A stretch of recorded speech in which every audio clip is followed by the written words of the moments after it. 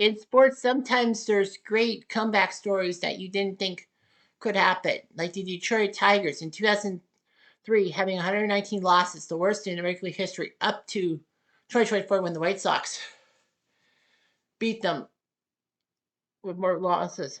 The Tigers went on a 3-year program, and by 2006, thanks to Miguel Ordonez's home run in Game 4 of the ALCS, the Tigers somehow, 3 years removed from a 119 loss season, actually ended up winning a trip to the World Series. Sure, they lost to the Cardinals, but I mean, for them to make such a great come from behind story in 3 years is just amazing. And of course, that's not all. There are stories of worst to first, such as the 91 Twins and the 91 Braves, both being worst in their divisions and practically their leagues, and both of them making the World Series and getting to a 7-game classic. But what if I told you there was an NFL franchise that started at 0-26? Obviously, you would probably know who it is because I say 0-26. And all of a sudden, a couple years later, they pull off a rabbit out of their hat, win the NFC Central, and nearly go to the Super Bowl 14. Yes, this is a story about the Tampa Bay Buccaneers and their close trip to Super Bowl 14. It's the 1979 Bucs. Buccaneers. Fuck Bucks. Sorry, that's just the New England Patriots fan of me. Try again. Bucca and ERS. Go Bucks! So get ready. I said, are you ready? Are you ready for some Cutter What If NFL football? A weekend invasion! Yeah, it's Cutter talking to you live. We got the hits and the misses. So come join me for all the fun. All the rowdy fans come in. It's the weekend, y'all. Are you ready? Yeah, let's do this, baby. Yes. So football in Florida was huge. The Miami Dolphins would be big in football in the 1960s. They even had an AAFC team, the All American Football Conference team. I talked about in my previous video about the Browns, that the Miami Seahawks. Nevertheless, the Dolphins were decent in the AFL, and then in the NFL, they started springing up and becoming the class act of the AFC until a certain team from Steel City, USA popped up. But nevertheless, football wanted to be big, and Florida football wanted a second team. So the NFL decided to greenlight the Tampa Bay Buccaneers and the city of Tampa Bay to get a football stadium. They had Tampa Stadium, what they call the Big Sombrero or the Giant Sombrero. The Bucs in 1976 would be with the Seattle Seahawks. They would do an expansion draft and then they would do well. The only problem is the 1976 expansion draft seems sus compared to most expansion drafts that you have like decent players. Like I know Mark Brunell was drafted by the Jaguars off of the Green Bay roster, if memory serves me right. Yeah, like they had some decent players for expansion drafts. But the 1976 expansion draft was terrible. The Bucs sucked. They were terrible. Their players just couldn't do it. They had at one time more players on injured reserve than touchdowns.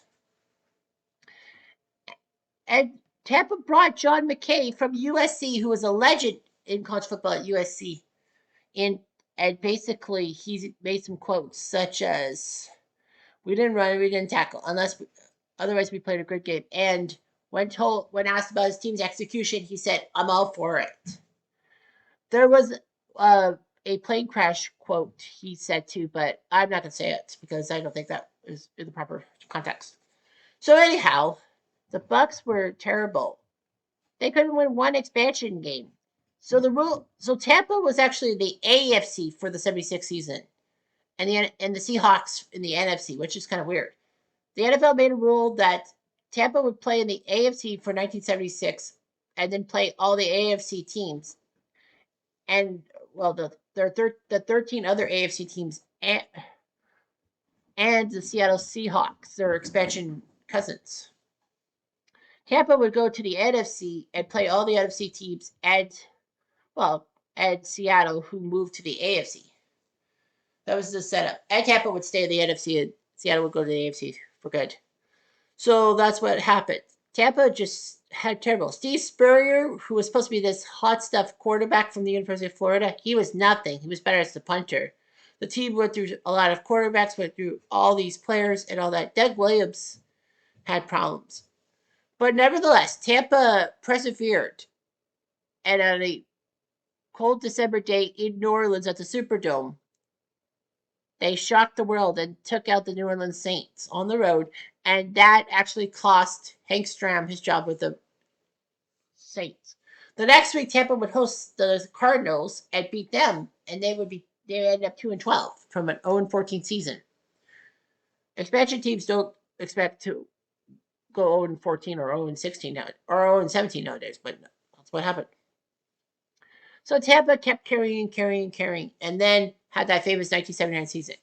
However, it seemed to be a one-season bright spot for Tampa. Sure, they made the playoffs in 1982, but that was the truncated NFL season of 9 games, and basically it was easy to get in. Top 8 teams moved on.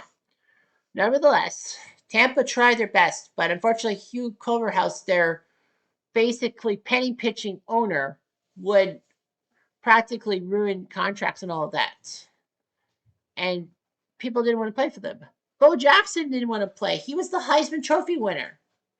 And he didn't want to play for Tampa, even though he was picked by the Bucs first overall because of whoever else, and the fact that Tampa had tampered and ruined his spring baseball thing with the Tigers, with Auburn Tigers.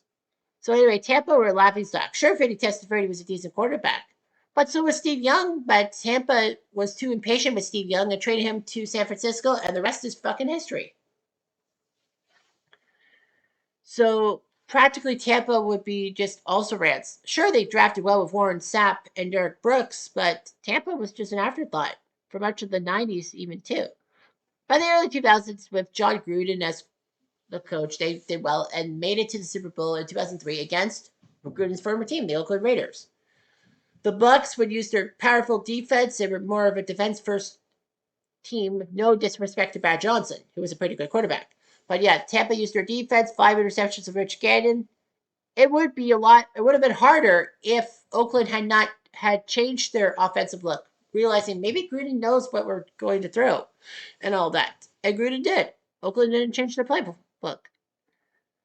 So the Bucs won the 2003 Super Bowl. Tampa did decently throughout the years and had some good quarterbacks like Jeff Garcia and like players like Keyshawn Johnson. But Tampa was an also bad. Mike Allstott and Warwick Dunn were great players too.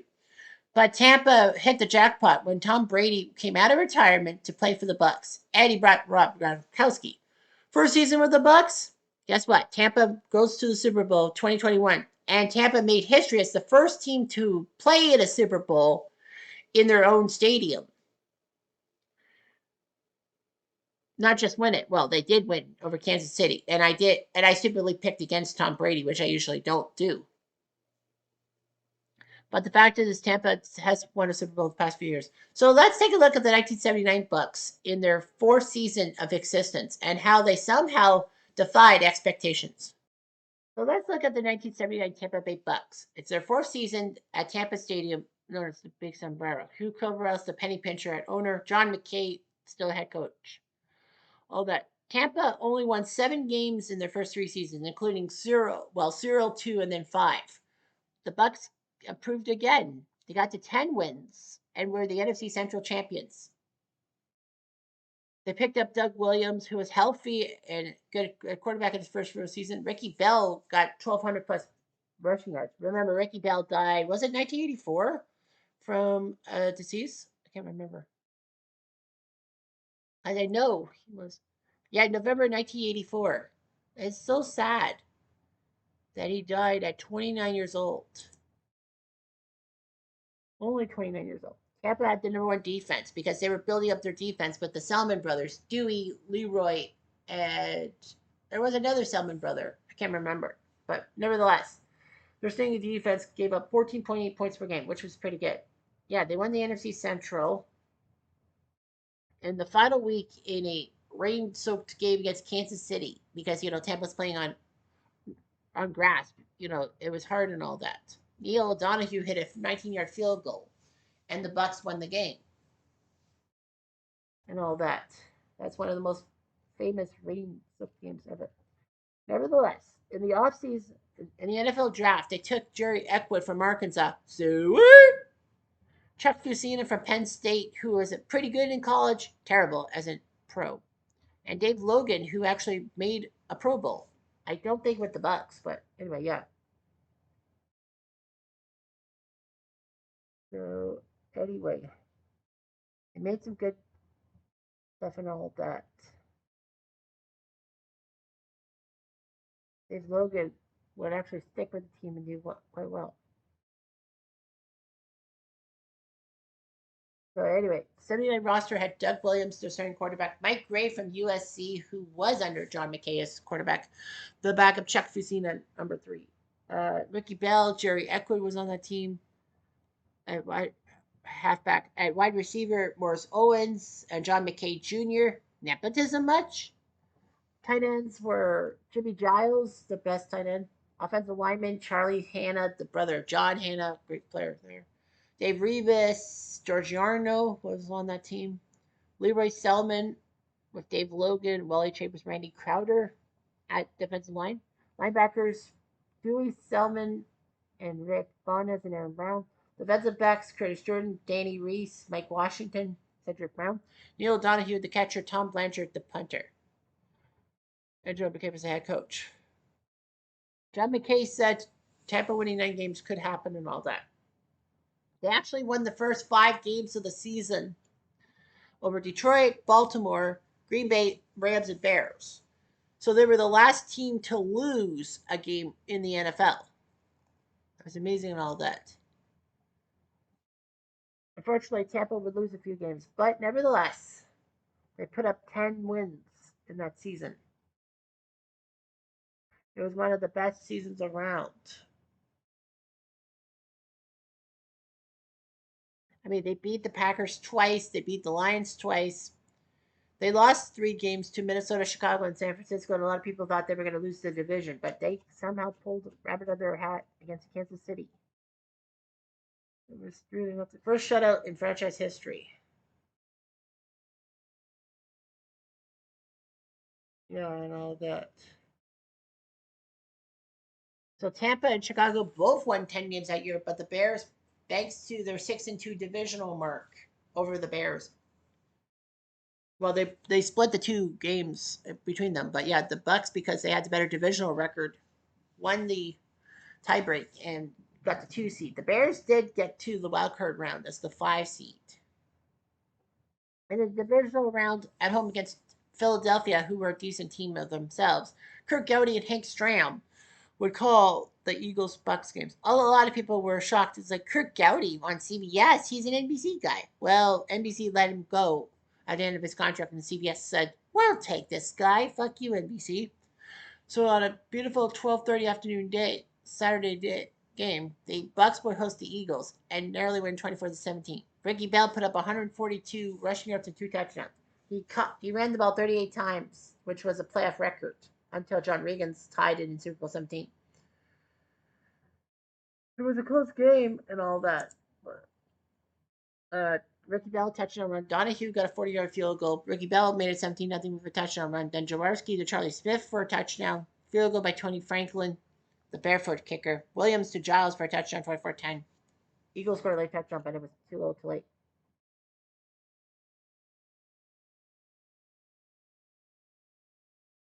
Anyway, yeah. Everyone figured the Eagles were going to have it because Jaworski had the 3rd best quarterback rating in the NFC, and Williams had the lowest of any of the NFL starting quarterbacks. Dick Vermeil and John McKay were coaching rivals in college. John McKay, the Tampa coach for USC, Dick Vermeil for UCLA from the Eagles. Then the Bucs actually got a shock as the LA Rams went into Dallas and shocked the Cowboys, making sure that Tampa got to host the NFC title game and not Dallas. Earlier in the day, Pittsburgh took care of Houston in the AFC title game. I can't remember. Was it? Yeah, it was that controversial one that Mike Renfro was supposed to make that touchdown catch, but instant replay would have helped him, but it didn't happen. Pat Summerall and Tom Brookshire, who were the big CBS announcers, not Summerall and Madden. That would come a couple years later. It started at 5 o'clock because of the AFC title game earlier. The Rams were 9-7. They were hobbled. Jack Youngblood actually played the playoffs with a hairline fracture in his left leg, and Vince Ferragamo was still the quarterback, and not Pat Hayden, who was hurt. The Bucs would unfortunately lose Leroy Selman due to an ankle injury and Doug Williams to a torn bicep. So that was just unforgivable in a sense. So Mike Ray had to be the quarterback, and not Doug Williams. Yeah, Ferragamo, 163 yards. Well, 3 field goals. Corral from 19, 21, and 23. It was like child's play. Ricky Bell only got 59 yards of running against the Rams. Fearsome foursome, if you will. Mike Ray, 2 for 13, 42 yards. Each team actually had a touchdown callback because of a penalty. And the Rams lost a touchdown. Preston Denner thought he had a touchdown, but he didn't retain possession of the ball. The offensive line was intact. And yeah, the whole thing was just amazing and all that. One torrential bad stat, according to sources, said that even against a schedule that only featured 2 opponents with rated records, it took until the final game of the season for the Bucs to win their 10th game. They were actually named the second worst team by Pro Football Reference to win 10 games, ahead of only the 2012 Colts, because they said the Bucs were lucky to have 10 wins and all that. The Bucs were the second team since 1970, when the NFC Central was created, that franchise was not named the Vikings. The Vikings had a hold on the NFC Central almost every year. Nevertheless, injuries would ruin them. But what if they were healthy? What if everyone was healthy and they would play in Super Bowl 14 against those pesky steel curtain Steelers? Let's find out. All right, so what would have happened if the Steelers and Bucs would meet in the Super Bowl? Now, there are a couple things to consider. This is the 79 season. Well, Super Bowl 14 was in 1980, so this was the 79 season that led to the 80 playoff. The Super Bowl made in 1980. The Steelers are the road team because the Rams were the home team by rotation, the NFC. So Tampa would be the generic home team, if you will. There's one tiny problem, though. The stupid simulation does not take into account the Rose Bowl. Mostly because no NFL team played at the Rose Bowl. So for the second straight time, I've had to randomly select the stadium, and Reliance Stadium gets to host this game. So will the Steelers beat the Bucs? Let's find out. Let's go play by play. Tampa kicks off to Pittsburgh, first and foremost. Pittsburgh goes on an 8-play, 74-yard drive, in which Terry Bradshaw makes a big pass to Lynn Swann and makes a 43-yard touchdown catch to make it 7-0. Extra point by Saskatchewan's own Roy Girella. I think it was Roy Girella, right? I don't think. Was he the kicker? I think it was Girella. No, it wasn't Girella. It was Matt Barr or something. No, Girella didn't catch for the 79 Super Bowl. Anyway, Tampa would go on a 13-play, 43-yard drive, which saw O'Donohue hit a 47-yard field goal to make it 7-3. At the end of one. Second quarter sees nothing much happen until Pittsburgh gets the ball with 8 minutes 52 seconds left on a 10-play, 70-yard drive. Bradshaw makes a good pass to Swan, gets to the 10-yard line, first and goal. Franco Harris gets a touchdown catch, extra points at bomb. And it's 14-3 Pittsburgh. O'Donohue goes for a 48-yard field goal, but goes wide right. Wire would actually fumble, and Tampa got the ball on their 48, on Pittsburgh's 48. After a few plays, Ricky Bell somehow goes up the middle for a 36-yard play. He is gone, sayonara, touchdown, Tampa. They kick the extra point. Pittsburgh tries to go for some points before the half, but it's not there. It's 14-10. Tampa gets the ball first to start the second half, and unfortunately, Williams has to overthrow. Van Franco puts up a 52-yard play to get first and goal at the 4. After a Sidney Fortin run, Bradshaw flips the ball to Rocky Bleier for a touchdown to make it 21-10.